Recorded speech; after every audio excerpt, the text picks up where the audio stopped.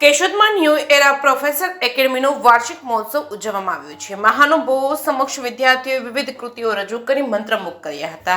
જીવનને પ્રદીપ કરવા માટે શિક્ષણ ખૂબ જ અગત્યનું છે, પણ માત્ર શિક્ષણ સાથે જીવન ઘડતર થાય છે અને સંસ્કારનું સિંચન થાય તો જ જીવન દીપી ઉઠે છે। બાળકના સર્વાંગી વિકાસના ભાગરૂપે શિક્ષક દ્વારા બાળકમાં રહેલી શક્તિઓને બહાર લાવવા માટે શિક્ષક એક ડિઝાઇનર, આર્કિટેક્ચર કે નિર્માતા જેવું કાર્ય કરી બાળકમાં રહેલા દિવ્ય તત્વને બહાર લાવે છે। ગાંધીજીએ પણ કેળવણી એટલે કે બાળકમાં રહેલા સર્વોત્તમ ગુણનું સિંચન કરવું એવું કહેલું છે। આ સૂત્રને સાર્થક કરતી ન્યૂ એરા પ્રોફેસર એકેડમી કેશોદ દ્વારા બાળકોમાં રહેલી વિવિધ કલાઓ, તેમાં રહેલી વાણિજ્ય શક્તિઓ તેમજ આપણી સંસ્કૃતિ અંતર્ગત તેમનામાં ભવ્ય વિચારો અને તેમના વાર્ષિક ઉત્સવમાં બાળકોએ લોકોને બતાવ્યું છે કે બાળક પણ શું નથી કરી શકતો।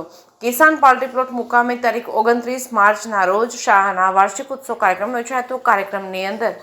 કાર્યક્રમની શરૂઆતમાં જ કેશોદ વિસ્તારના ધારાસભ્ય દેવાભાઈ મારમ તેમજ માંગરોળ વિસ્તારના ધારાસભ્ય ભગવાનજીભાઈ કરગઠિયા તેમજ નગરપાલિકાના પ્રમુખ મેહુલભાઈ ગોંડલિયા સહિતના કેશોદના અનેક મહાનુભાવો તેમજ સમગ્ર ટ્રસ્ટીગણ તેમજ અન્ય આમંત્રિત માનવતા મહેમાનોની હાજરીમાં દીપ પ્રાગટ્ય કરી મા ખોડલની આરતી કરવામાં આવી હતી। ત્યારબાદ વિવિધ સ્ટોલના ઉદ્ઘાટન તથા કેજીના બાળકોને સન્માનિત કરવામાં આવ્યા હતા। બાળકો દ્વારા આપણું વિસરાઈ જતું ગ્રામ્ય જીવનને ઉજાગર કરવા માટે પુરાંત ગ્રામ્ય અવશેષોને એક આદર્શ ગામડા સ્વરૂપે ગોઠવીને સુંદર મજાનું ગામડું બનાવ્યું છે, તેમજ આદિવાસીનું લોકજીવન કેવું હોય છે તેમનો પણ એક સ્ટોલ રાખ્યો હતો।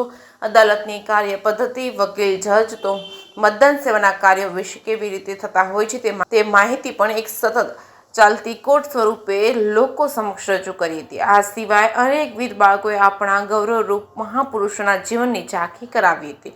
સાંસ્કૃતિક કાર્યક્રમમાં સંબંધ થીમ અંતર્ગત વિવિધ ઉપયોગો રજૂ કરી અને દિવ્ય શક્તિઓનું જ્ઞાન કરાવ્યું હતું। બાળકોએ પિતા અને પુત્ર વચ્ચેના વૈચારિક વેદને વાચા આપતું એક નાટક તથા અદાલતનો એક કેસ પણ રજૂ કરેલો। સમગ્ર કાર્યક્રમ દરમિયાન બહુવિધ કાર્યક્રમમાં ભાગ લઈ બાળકોએ તેમની દિવ્ય શક્તિઓને બહાર લાવી હતી અને આ કાર્યક્રમ સંસ્થા દ્વારા ટૂંકી સફર દરમિયાન 12 સાયન્સની અંદર સારા માર્ક્સ સાથે તેમને ડોક્ટરની મંજિલ સુધી પહોંચાડેલ અને 35 જેટલા તેજસ્વી તાલાનું સન્માન કરવામાં આવ્યું હતું। આ કાર્યક્રમને સફળ બનાવવા માટે બાળકો, શિક્ષકો, વાલીઓ તરફથી ખૂબ સારો સહયોગ મળ્યો હતો। કેશોદના નગર શ્રેષ્ઠીઓ, આગેવાનો, શૈક્ષણિક ક્ષેત્રે સંકળાયેલા શિક્ષકો ઉપસ્થિત રહી વિદ્યાર્થીઓને પ્રોત્સાહિત કર્યા હતા। કાર્યક્રમનું સંચાલન પ્રવીણભાઈ બાલસ તથા ચિંતનભાઈ પનારા દ્વારા કરવામાં આવ્યું હતું।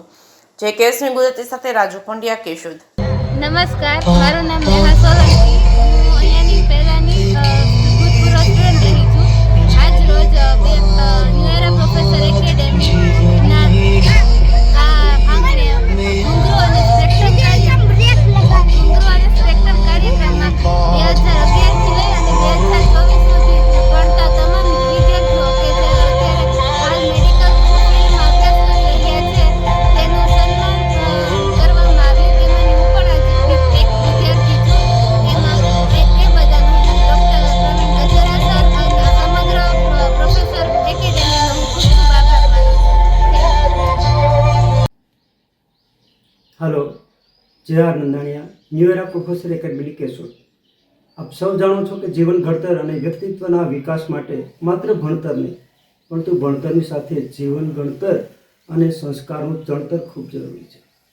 બાળકમાં રહેલી દિવ્યતમ સત્વ તત્વ એટલે સુષુપ્ત શક્તિઓને બહાર લાવી અને એ બહાર લાવવાનો ભાગ એટલે જ કેળવણી, અને આ કેળવણીના ભાગરૂપે ન્યૂ એરા પ્રોફેસર એકેડમી દ્વારા બાળકોમાં રહેલી એ સુષુપ્ત શક્તિઓને એક ઉત્સવ દ્વારા બહાર લાવે એ માટે એમનો વાર્ષિક ઉત્સવ એટલે કે ઘુંઘરૂ અને સ્પેક્ટ્રમ 2025નું આયોજન આજે કિસાન મંડપ સર્વિસ આયોજિત એમના જે પાર્ટી પ્લોટ છે ત્યાં આયોજન કરેલું હતું।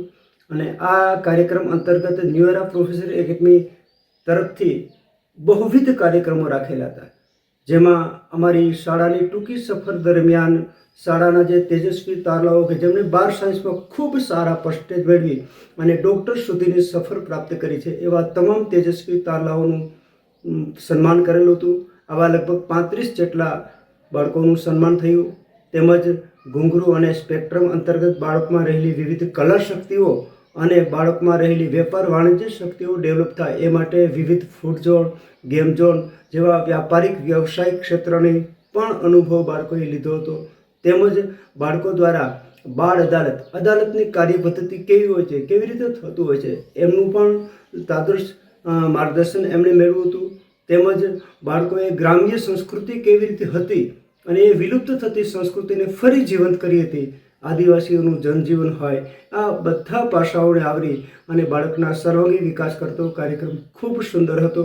આ કાર્યક્રમ અંતર્ગત અમને તમામ શિક્ષકો, વાલીઓ, બાળકો અને આમંત્રિત મહેમાનો દ્વારા ખૂબ સારો સહયોગ મળ્યો હતો. આ તકે આ સૌ સહયોગીઓનો ખૂબ ખૂબ આભાર, ધન્યવાદ. આ જ રીતે અમારા દરેક કાર્યક્રમમાં ખૂબ જ સારો સહયોગ મળતો રહે એવી અપેક્ષા સાથે સૌને વંદે માતરમ.